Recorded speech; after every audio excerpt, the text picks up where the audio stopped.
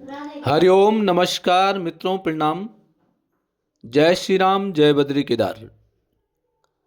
मित्रों, एक बार पुनः आपका स्वागत कर रहा हूं अपने इस ज्योतिष कार्यक्रम में, जहां पर कि मैं आपको ज्योतिष से संबंधित, आध्यात्म से संबंधित छोटी छोटी और महत्वपूर्ण जानकारियां उपलब्ध कराता हूं। आज मित्रों, मैं ज्योतिष से संबंधित कुछ मुख्य पूर्ण नियम आपको बताऊंगा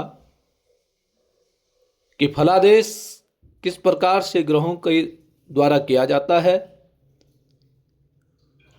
कौन कौन से मुख्यतः बिंदु उसमें होते हैं, उसके बारे में आपको सूक्ष्म जानकारियां प्रस्तुत करूंगा। तो वीडियो प्रारंभ करूं इससे पहले आपसे पुनः एक बार आग्रह है कि यदि आपने चैनल को सब्सक्राइब नहीं किया है तो चैनल को सब्सक्राइब जरूर करें, वीडियो को अंत तक देखें और यदि आपको ठीक लगती है, समझ में आती हैं, तो अन्य लोगों तक भी भेजें। इसके लिए वीडियो को शेयर करेंगे, साथ साथ में लाइक और कमेंट के माध्यम से भी आप इस वीडियो को मदद कर सकते हैं। तो मित्रों, ज्योतिष में 3 बिंदु बहुत जरूरी होते हैं। आपके ग्रह बहुत उच्च के ग्रह हैं, लग्न आपका बढ़िया है, सब चीज आपका ठीक है, परंतु 3 मुख्यतः जीवन में 3 बिंदु जो हैं वह बहुत जरूरी हैं। सबसे पहला है कर्म, दूसरा है दशा, ग्रहों की दशा, अंतर्दशा, प्रत्यंतर दशा, और तीसरा होता है गोचर। गोचर का मतलब कि आज कल वर्तमान में वह ग्रह कौन सी राशि पे विचरण कर रहा है, कौन सी राशि पे चल रहा है। तो इन तीनों को देख करके ही फलादेश किया जाता है, फल के बारे में चिंतन किया जाता है। केवल ग्रह दोष जीवन खराब नहीं करते हैं। कोई ग्रह खराब है और आपका जीवन खराब होगा, ऐसा नहीं होता है,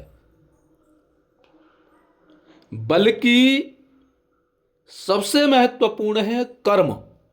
आप कर्म क्या कर रहे हैं। आपने देखा होगा, जब भी कोई ग्रह खराब स्थिति में होता है तो कर्म क्या होता है, कर्मकांड क्या बोलता है, उस ग्रह का जप करो, उस ग्रह का पूजन करो, उस ग्रह का दान करो, अर्थात आपको कर्म करना पड़ेगा। तो किसी भी ग्रह को देखने के लिए सबसे पहले होता है कर्म, फिर है महादशा, अंतर्दशा, प्रत्यंतर दशा, फिर है गोचर।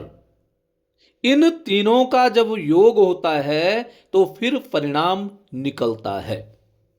अब जैसे आपकी शनि की महादशा चल रही है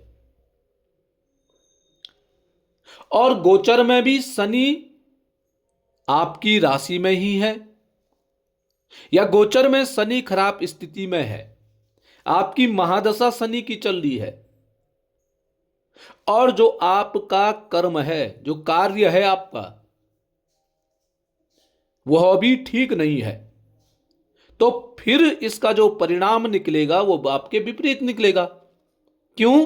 क्योंकि गोचर में भी ग्रह की स्थिति ठीक नहीं है, महादशा में भी ग्रह की स्थिति ठीक नहीं है, और जो कर्म आपका कर्म है वह कर्म भी आपका अनुरूप नहीं है। तो इसलिए क्या होगा, जो परिणाम निकलेंगे, ग्रह जो परिणाम देगा, जो फलादेश देगा, वह आपके अनुकूल कतई नहीं देगा। इसलिए मित्रों, शुभ ग्रह की यदि दशा चल रही है, कभी कभी आपने देखा होगा कि आपका ग्रह बहुत अच्छा है, उच्च का ग्रह है, परंतु जो कर्म आपका है वह उच्च का नहीं है। तो शुभ ग्रह में है, आपने कर्म अच्छे नहीं किए तो आपको कष्ट मिलेगा ही मिलेगा। और अशुभ ग्रह की दशा में, किसी अशुभ ग्रह की दशा चल रही है और आपने उस टाइम पे, उस समय पर कर्म जो हैं शुभ कर दिए हैं, तो आपका जो अशुभ ग्रह है वह भी शुभ फल देने के लिए मजबूर हो जाएगा। इसलिए मित्रों, हमेशा ध्यान में रखने वाली चीज ये है कि किसी अशुभ ग्रह की यदि आप पे दशा चल रही है तो उस दौरान आपने अपने कर्म ठीक रखने हैं। कर्म ठीक क्या रखने हैं कि उस ग्रह का पूजन करना है। जो आपका कर्म है, जो कार्य है आपका, जैसे मैंने आपको अभी उदाहरण दिया है कि शनि ग्रह की आप पे दशा चल रही है, शनि ग्रह आपका नीच का है, तो इस दौरान आपने ये ध्यान में रखना है कि मैंने कोई भी कार्य नीच का कार्य नहीं करना, अर्थात गलत कार्य नहीं करना है। किसी गरीब को, किसी दरिद्री को परेशान नहीं करना है। जो आपसे कम जाति के हैं उनको परेशान नहीं करना है। ये ध्यान में रखने योग्य बातें हैं। और किसी शुभ ग्रह की यदि दशा चल रही है तो आप ये बिल्कुल भी ना सोचें कि शुभ ग्रह की दशा चल रही है तो मेरे साथ सब शुभ ही शुभ होगा। यदि इस दौरान भी यदि आपने कर्म अच्छे नहीं किए तो आपको शुभ फल नहीं मिलेगा। ये कई बार देखने के लिए मिलता है कि आपकी ग्रह दशा तो सब अच्छी चल रही है परंतु फिर भी आप कष्टों को भोग रहे हैं, आपके जीवन में फिर भी कष्ट हैं। तो जब इसकी गणना देखी तो कर्म प्रधान माना गया है। आप कर्म क्या कर रहे हैं, उस कर्म के अनुसार ही आपको फल की प्राप्ति होगी, यह निश्चित है। ग्रह भी आपके विपरीत हो जाएंगे। यदि आप कर्म ठीक नहीं कर रहे हैं तो ग्रह भी आपके विपरीत हो जाएंगे। और कर्म क्या होते हैं, कोई प्रत्यक्ष करता है, कोई अप्रत्यक्ष करता है। किसी के तो बिल्कुल सामने दिखाई देते हैं कि ये अमुक व्यक्ति गलत काम कर रहा है, परंतु कई व्यक्ति क्या होते हैं, छुप करके गलत कार्य करते हैं। पाप वृत्ति उनकी छुप करके पाप वृत्ति करते हैं, तो फिर उनको उसका परिणाम गलत मिल जाता है। तो इसलिए मित्रों, बहुत ये ध्यान में रखने योग्य बातें हैं। आप अपने ग्रहों की गणना कीजिए, अच्छे ग्रह आपके हैं तो आपने काम अच्छा करना है। सबसे पहले कर्म, उसके बाद आपने क्या देखना है, ग्रहों की दशा, कौन से ग्रह की दशा चल रही है। अब जिस ग्रह की आप पे दशा चल रही है उसकी जन्म कुंडली में क्या स्थिति है। दूसरी बात, अंतरदशा। अंतरदशा कौन से ग्रह, सूर्य की दशा चल रही है उसमें अंतर किसका चल रहा है।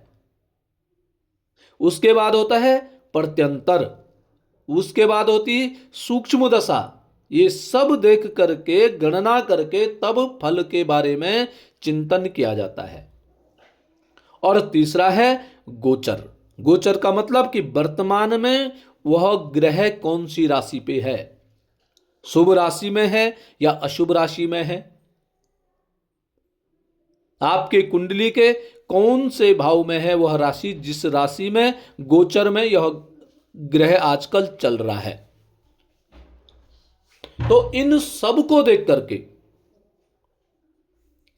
आपको फल की अपेक्षा करनी चाहिए।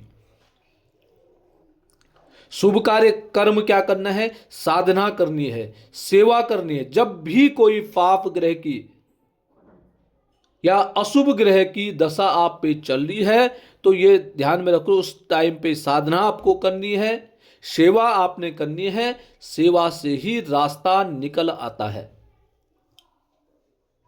मित्रों, ज्योतिष जो है वो डर नहीं है।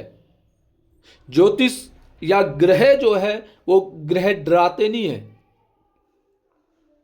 ग्रह परेशान कब करते हैं, जब हम अपने कर्तव्यों को भूल जाते हैं। ग्रह हमेशा हमारे कर्तव्यों का स्मरण कराते हैं।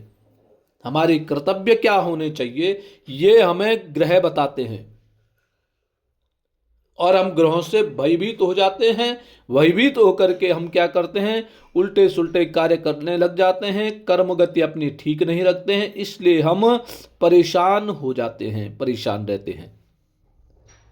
इसलिए शुभ ग्रह की दशा चल रही है तब भी कर्म शुभ होने चाहिए, अशुभ ग्रह की दशा चल रही है तब भी हमारे कर्म शुभ ही होने चाहिए।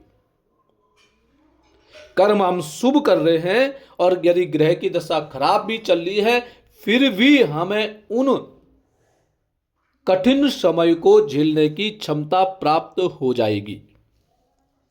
और यदि शुभ ग्रह की दशा चल रही है और हम गलत काम कर रहे हैं तो फिर वो शुभ ग्रह भी हमें शुभ फल नहीं देगा, ये निश्चित है।